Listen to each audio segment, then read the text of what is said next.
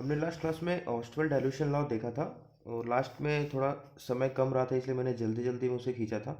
अभी दोबारा एक बार ऑस्टवेल डाइल्यूशन लॉ को देखते हैं।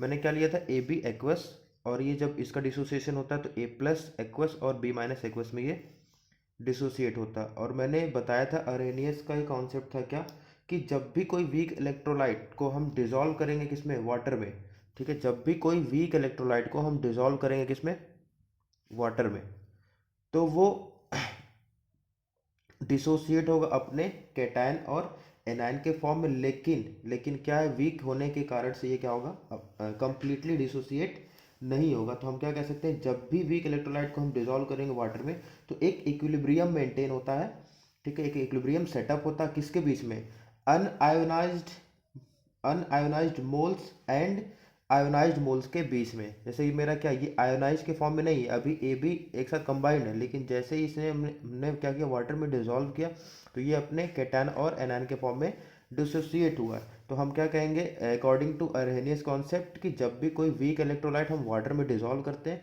वाटर में डिसॉल्व करने के बाद उनका डिसोसिएशन होगा उनके कैटायन और एनायन के फॉर्म में, और एक इक्विलिब्रियम सेटअप होगा किसके बीच में, आयोनाइज्ड मोल्स मतलब आयोनाइज्ड स्पीसीज जो भी यहाँ पे है उनके बीच में, और अनआयोनाइज्ड स्पीसीज, ये क्या अनआयोनाइज्ड, ये इसका आयोनाइजेशन नहीं हुआ है और यहाँ पे इनका आयोनाइजेशन हो चुका है। तो इन दोनों के बीच में क्या होगा, एक इक्विलिब्रियम मेंटेन होता है जब भी हम कोई वीक इलेक्ट्रोलाइट वाटर में डिसॉल्व करते हैं। तो मैंने लिया था क्या, ए बी का इनिशियल कॉन्सेंट्रेशन मैंने क्या माना था, सी, और आफ्टर डिसोसिएशन जब भी ये पार्शियली डिसोसिएट हो चुका होगा उस समय इसका कॉन्सेंट्रेशन कितना बचा होगा, सी माइनस सी अल्फा, और इसका कितना बनेगा, सी अल्फा, और इसका कितना बनेगा, बी का सी अल्फा। ठीक है, मैंने यहाँ तक आपको बताया था। उसके बाद मैंने इसके लिए एक के का एक्सप्रेशन डिराइव कराया था जो कि क्या बना था, C alpha square upon one minus alpha. फिर मैंने क्या लिया था, यहाँ पे एक अप्रोक्सीमेशन लिया था और माना था कि मेरा जो अल्फा है वो बहुत बहुत कम है किससे, वन से। तो मेरा फाइनल एक्सप्रेशन जो बना था वो क्या बना था, K is equal to C alpha square. वहाँ से मैंने अल्फा निकालने का एक फार्मूला बनाया, क्या, रूट ओवर के बाई सी। अब ये अल्फा यहाँ पे क्या है, अल्फा क्या है, डिग्री ऑफ डिसोसिएशन। इसको और डिटेल में पढ़ते हैं। डिग्री ऑफ डिसोसिएशन अल्फा होता क्या है ये, ठीक है, डिग्री ऑफ डिसोसिएशन ये होता क्या। सपोज हम एक कोई कॉमन एग्जांपल लेते हैं, जैसे सपोज मेरा ए, ये डिसोसिएट होके बी और सी दो पार्ट में डिसोसिएट होता है। ए का डिसोसिएशन जब भी होता है बी और सी में, तो इसके लिए हम एक टर्म यहाँ पे एक्सप्लेन करेंगे जिसका नाम क्या है, अल्फा, डिग्री ऑफ डिसोसिएशन। लेकिन डिग्री ऑफ डिसोसिएशन उनके लिए ही वैलिड है जो पार्शियली डिसोसिएट होते हैं, मतलब ना कि वो पूरी तरह से वो डिसोसिएट हो जाए, पार्शियली डिसोसिएशन हो उनका। जैसे मान लेते हैं मेरा एक ए जो है ये वीक इलेक्ट्रोलाइट है, वो अपने बी और सी फॉर्म में यहाँ पे टूटा हुआ है और ये क्या है, वीक है। तो वीक होगा तो इसके लिए हम क्या, अल्फा को डिफाइन कर सकते हैं। अब अल्फा होता क्या है, सपोज मैंने इसका लिया, सपोज 100 मोल लिया मैंने ए का, ठीक है, इनिशियली मैंने कितना लिया इसका, 100 मोल, और किसी टी टाइम के बाद, T is equal to T time के बाद ये कुछ अमाउंट इसका बचेगा, कुछ अमाउंट ये बना होगा और सी का भी कुछ अमाउंट बनेगा। क्यों बनेगा, क्यों इस ए का क्यों बचा होगा, क्योंकि ये वीक वीक इलेक्ट्रोलाइट है, सर्टेन अमाउंट कुछ ना कुछ बचा होगा इधर, ठीक है। अगर हम कहते हैं इस रिएक्शन के लिए अल्फा की वैल्यू है मेरा 10%, सपोज मानते हैं इस रिएक्शन के लिए, इस इक्विलिब्रियम रिएक्शन के लिए मेरा अल्फा क्या है, 10%, मतलब कि जब भी मेरा ए डिसोसिएट होगा, टूटेगा किसमें, बी और सी में, तो सिर्फ और सिर्फ 10% ही टूटेगा। ये यही अल्फा बताता है, डिग्री ऑफ डिसोसिएशन कितना परसेंट इसका डिसोसिएशन होगा, ठीक है, वो अल्फा बताएगा। सपोज मैंने यहाँ पे क्या लिया, अल्फा इज इक्वल टू 10%, मतलब ये ए जब भी मेरा डिसोसिएशन होगा ए का बी और सी में, तो ए सिर्फ और सिर्फ 10% ही डिसोसिएट होगा, ठीक। तो बचेगा कितना, ये 10% डिसोसिएट होगा तो 90% ये बचा होगा। तो अगर हम मान लें, अगर मेरा 100 मोल इनिशियल था, तो 100 का 10% कितना होगा, 100 का 10%, 100 × 10/, ठीक है, 10, 10 मोल। मतलब जब ए का 100 मोल था और 10% डिसोसिएशन हुआ, मतलब कि हम कह सकते हैं अगर 100 मोल था तो 10 मोल टूटा होगा। और बी कितना बनेगा? 10 मोल। और सी कितना बनेगा? 10 मोल। और बचा कितना होगा ये? 90 मोल। तो मैंने क्या किया, आप ध्यान से देखो। अगर मेरा इनिशियल कॉन्सेंट्रेशन, सपोज यहाँ मोल था, अगर मैंने इसको मोलैरिटी लिया होता तो कॉन्सेंट्रेशन टर्म डिफाइन होता। सपोज मेरा कॉन्सेंट्रेशन कोई सर्टेन सी होता इनिशियली, ठीक है, और किसी T is equal to T time के बाद, T is equal to T time के बाद कितना बचा होगा? मैंने यहाँ पे क्या किया, ध्यान से देखिए आप। 100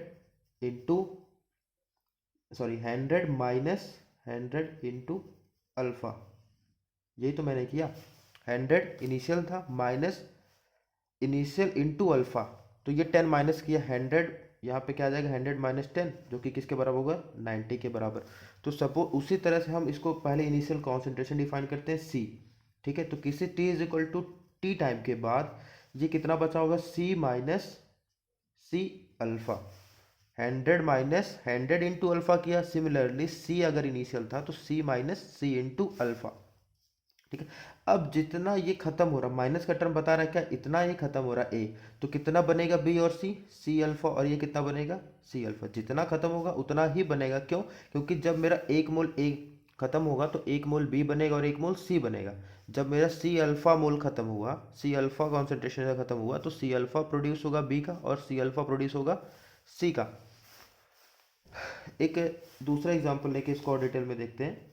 सपोज मैंने यहाँ पे एक एग्जांपल ले लिया, ए से क्या बना? 2b + 3c। इसका इनिशियल मैंने लिया, इनिशियली कॉन्सेंट्रेशन ए का सपोज मैंने सी लिया। तो किसी T is equal to T time के बाद जब भी ये डिसोसिएशन हुआ होगा तो ये कितना बचा होगा? सी माइनस सी अल्फा। और ये कितना बनेगा? 1 से 2 मोल बी बनेगा और 3 मोल सी बनेगा। जब 1 मोल खत्म होगा, जब सी अल्फा खत्म होगा तो 2 सी अल्फा बनेगा और 3 सी अल्फा बनेगा। 2 सी अल्फा बनेगा और ये 3 सी अल्फा बनेगा। मैंने इक्विलिब्रियम में सेम चीज़ को समझाया था कैसे। जब मेरा ए बी और सी के साथ इक्विलिब्रियम में है, इसका मैंने इनिशियल 1 मोल माना था, तो जब इसका एक्स मोल खत्म हुआ तो कितना बना था? एक्स मोल। यहाँ मैंने एक्स को मोल बताया था, ठीक है। बट यहाँ पे अब अल्फा का टर्म आ गया था कि कितना परसेंट इसका डिसोसिएशन हो रहा है।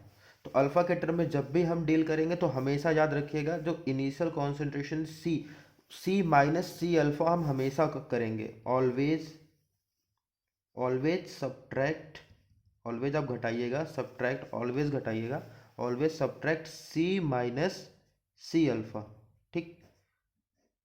सी माइनस सी अल्फा, ना कि कभी ऐसे कर दीजिए -2 सी अल्फा, सी -3 सी अल्फा, ऐसे कुछ नहीं करना, ये गलत है, ठीक है। हमेशा आपको क्या सब्ट्रैक्ट करना है? सी इनिशियल कॉन्सेंट्रेशन में से इनिशियल कॉन्सेंट्रेशन इनटू अल्फा, आपको हमेशा ऑलवेज यही करना होगा, ठीक है। अदरवाइज यहाँ पे जो अल्फा का टर्म है वो गलत डिफाइन होगा। तो एक एग्जांपल और लेके सॉल्व करते हैं। जैसे थर्ड एग्जांपल लेते हैं। सपोज मैंने लिया यहाँ पे 2a डिसोसिएट होके क्या बना? 2b + 3c। मैंने इनिशियली ए का कितना कॉन्सेंट्रेशन ले रखा है? सी, सपोज सी लिया, ठीक है।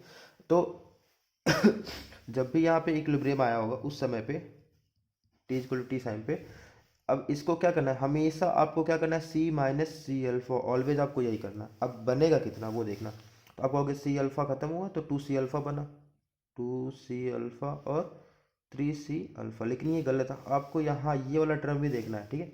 1 से 1 बनेगा, 2 से 2 बनेगा। तो जब सी अल्फा खत्म होगा तो कितना बनना चाहिए? सी अल्फा बनना चाहिए ना। तो इसका मतलब हम क्या करेंगे? यहाँ 2 से डिवाइड करेंगे तो क्या बन जाएगा? सी अल्फा बनेगा, क्योंकि 2 मोल जब ये खत्म होगा तो 2 मोल भी बनेगा। तो सिमिलरली जब सी अल्फा खत्म होगा तो कितना बनेगा? सी अल्फा ही बनना चाहिए। तो क्या करेंगे? 2 सी अल्फा तो मैंने बनाया, लेकिन फाइनली 2 से डिवाइड भी किया। सिमिलरली ये 3 सी अल्फा बना और इसको 2 से डिवाइड करेंगे। एक और एग्जांपल लेके समझते हैं।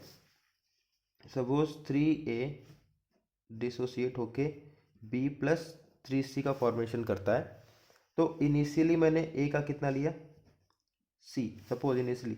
तो t is equal to T time पे हमेशा क्या करना होगा आपको? ऑलवेज सब्ट्रैक्ट सी माइनस सी अल्फा। सिमिलरली यहाँ पे क्या करो आप? सी माइनस सी अल्फा। और कितना बनेगा ये? सी अल्फा, यहाँ पे 3 लिखा इसलिए 3 सी अल्फा। लेकिन याद रखना जो एक के टर्म में यहाँ पे क्या मल्टीप्लाई, उसको यहाँ हमेशा डिवीजन में ले आना, भाग करना, ठीक है। डिवाइड बाई 3 कर दीजिए, यहाँ पे डिवाइड बाई 3 कर दीजिए, तो ये कैंसिल।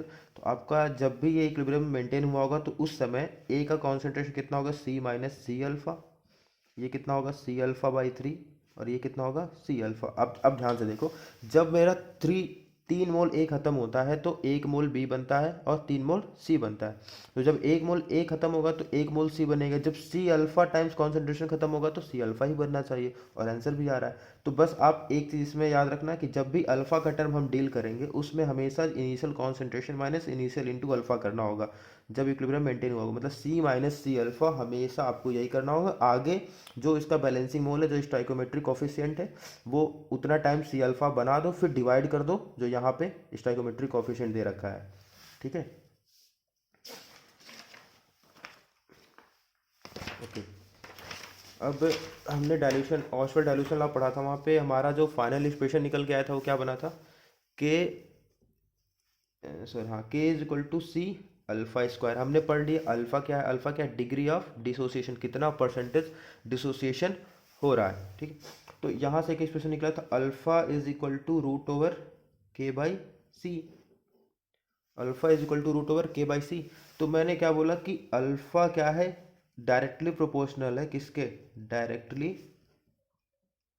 प्रोपोर्शनल है किसके, alpha is directly proportional to, sorry directly नहीं, इनवर्सली होगा, inversely, inversely proportional to root over c. इसको हम अगर लिखना चाहे तो alpha is directly inversely proportional to root over c. अब मैंने एक और चीज़ बताया था कि जो हम कॉन्सेंट्रेशन लिखते हो क्या लिखते हैं, एन बाई वी। मतलब हमारा जो कॉन्सेंट्रेशन है वो भी इनवर्सली प्रोपोर्शनल टू वी है। तो अगर हम सी के की जगह वी के फॉर्म में लिखना चाहें तो अल्फा किसके प्रोपोर्शनल हो जाएगा, root over V, root over V. और वी क्या है, जितना हम वैल्यूम बढ़ाते जाएंगे उतना डाइल्यूशन होता जाएगा। अगर हम 5 लीटर है उसमें 10 लीटर वाटर ऐड कर दिए तो टोटल 15 लीटर हो गया। तो कुल मिला के सोल्यूशन का डाइल्यूशन हुआ। तो वी के जगह अगर हम क्या लिखते हैं, डाइल्यूशन, तो कोई प्रॉब्लम नहीं होगी। डाइल्यूशन, वी इज की जगह पे डाइल्यूशन लिखते हैं। मतलब कि जितना ज़्यादा हम डाइल्यूट करेंगे, जितना ज़्यादा हम डाइल्यूट करेंगे किसी भी सॉल्यूशन को, उतना ज़्यादा उसका डिग्री ऑफ फ्रीडम होगा। मतलब जैसे जैसे हम डाइल्यूशन बढ़ाएंगे, डाइल्यूट करेंगे किसी सॉल्यूशन को, तो अल्फा भी मेरा क्या होगा, इंक्रीज होगा, ठीक है। तो यहाँ लिख सकते हैं हम on on diluting A solution, on diluting A solution